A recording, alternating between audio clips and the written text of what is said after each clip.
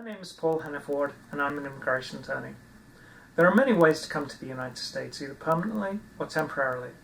In this short video, I'll try to give you some information about one of those ways, a visitor's visa, and how you should go about getting one. If you'd like to visit the United States as a tourist for either business or pleasure, then you must first obtain a visitor's visa. These visas are also known as B visas. The B visa is a non-immigrant visa, and in order to qualify for that visa, you must have non-immigrant intent.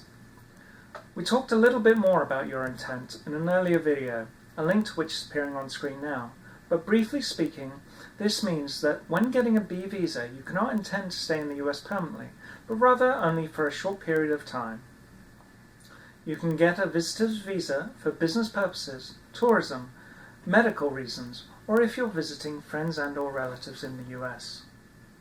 As I mentioned, you cannot have the intent of staying in the US permanently when seeking a non-immigrant visa. Now, we all know that life is unpredictable, and sometimes your intent can change, or you may need to extend your trip. This can be done by applying to change your status, or in some cases, adjust your status here in the United States. But be wary when applying to change your status or adjust your status, because if the immigration officer adjudicating your application suspects that you had the intent of staying in the country permanently when you first applied or entered on your non-immigrant visa, they will deny your application. If you would like any help or assistance in applying to change your status or extend your status, please contact us at www.hannafordimmigration.com.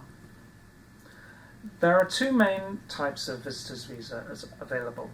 Which one you will need to apply for is dependent on the purpose of your trip and what you'd like to do when you're in the US, as is the case with any visa. The main tourist visas are a B1 visa and a B2 visa.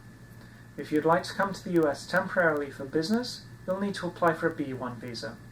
For example, if you need to consult with business associates, attend conferences, settle an estate, or negotiate a contract, you will need a B1 visa. However, please note you cannot work in the US on this type of visa, and you should also note that the definition of work encompasses more than just receiving financial compensation. You can find out more about the exact activities you are allowed to do and you are not allowed to do by clicking the link appearing on screen now. Depending on the activities that you are planning to do in the US, you may want to consider getting a visa that will provide work authorization. Please visit our website by clicking the link appearing on screen now or call us on 617-855-8593 if you'd like to secure a visa with work authorization. If you wanted to come to the US temporarily for pleasure or tourism, you would normally need to get a B2 visa. For example, if you want a holiday in the US, or if you wanted to visit friends or family, receive medical treatment, attend a social event hosted by a fraternal or service organization, or if you wanted to participate in an amateur music, sports, or similar event where you will not be paid, then this type of visa might be for you. If you are going to get paid, there are different visas that will allow you to do so, and please contact us to find out the right type of visa for you. Keep in mind that it's never guaranteed that you will get a visa just because you apply for one. You need to meet all the visa requirements, and you may find it helpful working with an immigration attorney in order to properly understand these requirements, and they can help you assemble the best package that you can. To apply for your non-immigrant visitor's visa, such as the B visa, again generally speaking, you need to fill out the form DS-160 online and follow the form's instructions, such as uploading a photograph of yourself and printing out the application confirmation to bring with you to your visa interview. You will then need to schedule your interview at the appropriate US consulate or embassy. Wait times for visa interview appointments can be lengthy, and they vary dependent on the embassy or consulate that you go to. You can check the wait time by entering your city under the appointment wait time on the Department of State website. You will also likely have to pay a non-refundable visa application fee. Don't forget to gather all your documents to bring with you to your visa interview. These might include your passport, your DS-160 confirmation, the application for payment receipt, a photo, and your travel itinerary, amongst other things. Instead of getting a B visa, you may be entitled to participate in the visa waiver program.